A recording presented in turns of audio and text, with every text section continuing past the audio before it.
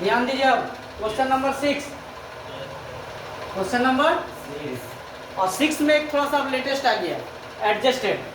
पहले ईयर लिख रहे थे, प्रॉफिट लिख रहे थे, अब क्या लिखे हैं, ईयर भी लिखे हैं लेकिन एडजस्टेड लिखे हैं, फिर प्रॉफिट लिखे हैं। अब ये एडजस्टेड, एडजस्ट क्या है, एडजस्ट करना थोड़ा ध्यान देंगे। इससे पहले जो हम लोग का नॉर्मली दिया रहता था, या तो प्रॉफिट प्रॉफिट प्रॉफिट, फिर किसी साल में लॉस, ठीक है। अब जो क्वेश्चन में दिया हुआ है, प्रॉफिट के अलावा भी एबनॉर्मल लॉस, एबनॉर्मल गेन, ठीक है। सुन रहा बात तो क्वेश्चन नंबर 6 में बोल रहा है the form of the profit of the form of last 3 year, 3 साल का प्रॉफिट दिया हुआ है। किस साल का दिया हुआ है? 2021, 2022, 2023, 3 साल का प्रॉफिट दिया हुआ है। लेकिन तीनों साल का प्रॉफिट दिया कितना है?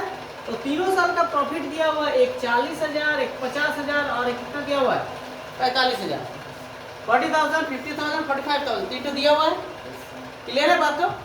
लेकिन हर एक साल के बगल में कुछ लिखा हुआ है, जस्ट इसके बगल में देखिए क्वेश्चन में लिखा हुआ है कि 2021 वाला प्रॉफिट में 5,000 रुपये का एबनॉर्मल गेन है। क्या है? एबनॉर्मल गेन का मतलब प्रॉफिट होता है, ठीक है। तो ऐसा पैसा जो 40,000 हम लोग कमाए हैं ना, वो 5,000 इस साल एक एबनॉर्मल गेन है। मतलब वैसा पैसा जो फॉर्म का नहीं है, जो फॉर्म का नहीं है, तो उसको हमको घटा के माइनस करना होगा। यदि गेन यानी प्रॉफिट होगा तो माइनस होगा, लॉस होगा तो ऐड होगा। ये अजीब लगेगा थोड़ा सा कि ऐसा क्या हो रहा है कि प्रॉफिट होगा तो माइनस कर रहे हैं और लॉस होगा तो ऐड कर रहे हैं। अजीब लग रहा है थोड़ा सा, ठीक है। तो यहाँ देखो गेन यानी प्रॉफिट था, एक्स्ट्रा चीज इसको माइनस कर दिए, फिर यहाँ पे लॉस को ऐड कर देंगे और एक्सक्लूडिंग इंश्योरेंस प्रीमियम दिया हुआ था जो माइनस हो जाएगा। अभी हम समझा रहे हैं, ठीक है। तो ये जो एक्स्ट्रा चीज दिया हुआ था, 40 से 5 चल जाए 35,000, 50 से 10 को प्लस कर देंगे 60,000, 45 से 5 चला जाए तो कितना बचेगा? 40,000। अब चीज तो समझ लो कि ऐसा क्यों होता है। हम एक बता रहे हैं, एग्जांपल दे रहे हैं, ठीक है। मान लो हम ही लोग बिजनेस कर रहे हैं और इस साल एंडिंग डेट है। आज मान लो क्या है? Ending date. एंडिंग डेट पे सारा हिसाब किताब करने के बाद हम क्या कर रहे हैं, मान लो कंपनी से एंडिंग कर रहे हैं। अब पता चला इस साल प्रॉफिट कितना हो गया? 10,000 प्रॉफिट हुआ। कितना प्रॉफिट हुआ? 10,000 प्रॉफिट हुआ। 10,000 लेके तुम मान लो घर जा रहा था, ठीक है, घर जा रहा था और ऐसा कोई इनकम, एबनॉर्मल इनकम तुमको पता नहीं था कि वो भी होने वाला। मान लो सपोज एक लॉटरी खरीद लिया था, ठीक है। क्या खरीद लिया था? और वो तुमको रास्ते में जो कंपनी से ऐसे फॉर्म से कमा के 10,000 रुपये लेके गए, ठीक है। और रास्ते में चला कि वो भी लग गया है 2,000 रुपया। घर में लाके तुम कितना रख दिया? 12,000 रुपया। मान लो 2,000 का लॉटरी लगा सपोज, ठीक है। 10,000 रुपया लेके आ रहा था, 2,000 का लॉटरी लगा। घर में कितना लेके आए तुम? 12,000 रुपया लेके आए मान लो, ठीक है। क्या सच में फॉर्म का 12,000 इनकम था क्या? फॉर्म का इनकम कितना था? फॉर्म का इनकम कितना था? घर तुम कितना लेके आया? 12,000। यानी तुम कितना एक्स्ट्रा दिया हो? 2,000। वो 2,000 तुम्हारा बिजनेस या फॉर्म का इनकम है क्या? घर वाला देखकर क्या बोलेगा कि अरे तो 12,000 पैसा है, यानी इस साल फॉर्म में क्या 12,000 कमा गए? तो बोलेगा नहीं, 2,000 लॉटरी का लगा हुआ है। ओहो, तो फिर हम लोग क्या करेंगे? तो देखो 2,000 का वो इनकम है तुम्हारा, क्या है? 2,000 का इनकम है ना। तो 2,000 का इनकम, तो हम लोग इनकम को क्या एक्चुअल यदि हमको प्रॉफिट निकालना है फॉर्म का इस साल का, तो इनकम को क्या करना होगा हमको? इनकम को क्या करेंगे हम लोग? माइनस। अरे 12,000 घर लेके गए, 2,000 का लॉटरी लगा, 10,000 लेके आ रहे थे हम लोग, 2,000 का लॉटरी लगा समझ लो, ठीक है। तो कुल मिला घर कितना लेके गए? आप तुम्हारा यदि घर में पूछे कि कितना इस साल फॉर्म में कितना कमाए, तो तुम क्या बोलोगे? 12,000 बोलोगे क्या? एग्जैक्टली बोलेगा कि फॉर्म का प्रॉफिट निकालिए, तो तुम 2,000 तो साइड करोगे नहीं, जो एबनॉर्मल गेन हो गया, जो सोचे नहीं थे हम लोग। एबनॉर्मल गेन का मतलब क्या? जो चीज़ सोचते नहीं है और अचानक हो जाता है। सुन रहा बात को? तो ये एबनॉर्मल प्रॉफिट तो 5,000 माइनस किए। क्लियर है या डाउट है? आप समझ गए क्यों माइनस किए प्रॉफिट को? आप यहाँ लॉस को ऐड किए। किसको ऐड किए? अब लॉस को क्यों ऐड किए ये भी समझ लीजिए। मान लीजिए आपका फॉर्म है, फिर आज एंडिंग डेट है, फिर क्या है? आज एंडिंग डेट है। और आप कमा के लेके जा रहे थे, मान लीजिए 60,000 रुपये लेके जा रहे थे। जैसे ही फॉर्म से निकलने वाले थे, अचानक पता चला कि एक मशीन में आग लग गया। क्या लग गया? अब आग लग गया और उसका कुछ हिस्सा जल गया।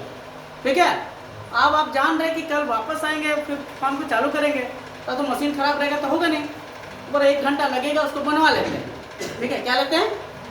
तो देखें, पता चले कि हम 60,000 कमाए थे और 60,000 कमाने के बाद उस मशीन का पार्ट्स खरीदने में ही हमको और सब कुछ दे के 10,000 रुपया और खर्चा हो गया।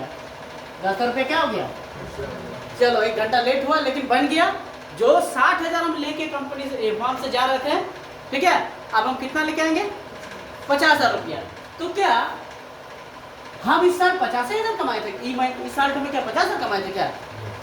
हकीकत में कितना कमाए थे? 60। जो 10,000 रुपये एबनॉर्मल लॉस था, यदि वो नहीं जलता, तो आज मेरा प्रॉफिट कितना होता? 60,000 होता कि नहीं?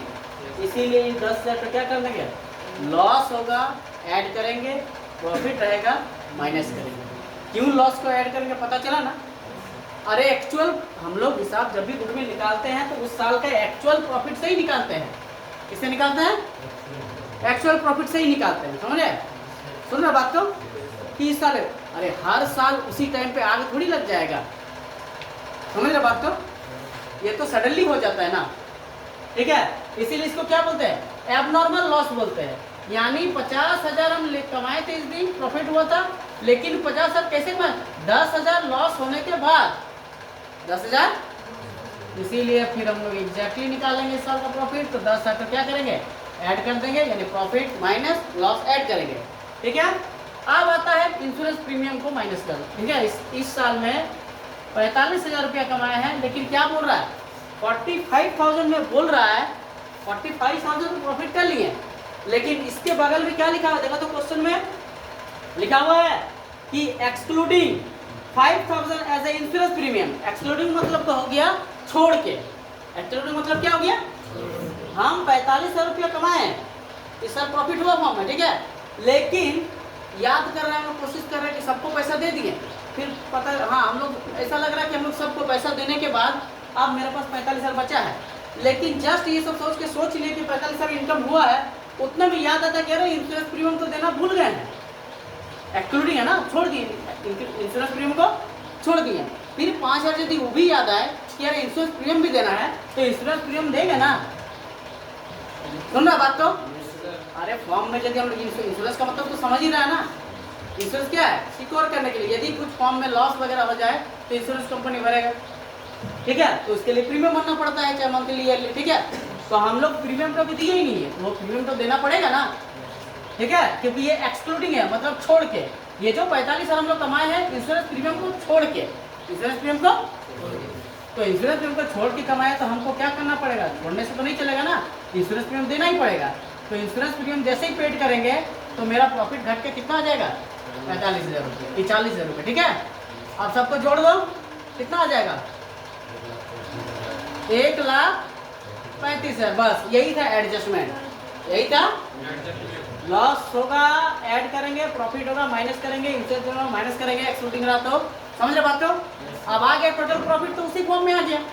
ठीक है, टोटल प्रॉफिट आ गया तो कितना? 1,35,000 के साथ 3 साल था, डिवाइड करो, कितना आएगा डिवाइड करने के बाद? 45,000 एवरेज प्रॉफिट। अब एवरेज प्रॉफिट जब 45,000 आ गया है तो 45,000 को किससे गुना कर देंगे? 3 से। 2 ईयर परचेज बोला हुआ है। ठीक है, 2 ईयर परचेज बोला तो 2 ईयर से मल्टीप्लाई करेंगे। 45 को 2 से मल्टीप्लाई करेंगे तो कितना आएगा? 90,000। क्या 90,000 आंसर है क्या? समझ में आया क्या? Yes sir. क्लियर है? यस। कॉपी कीजिए।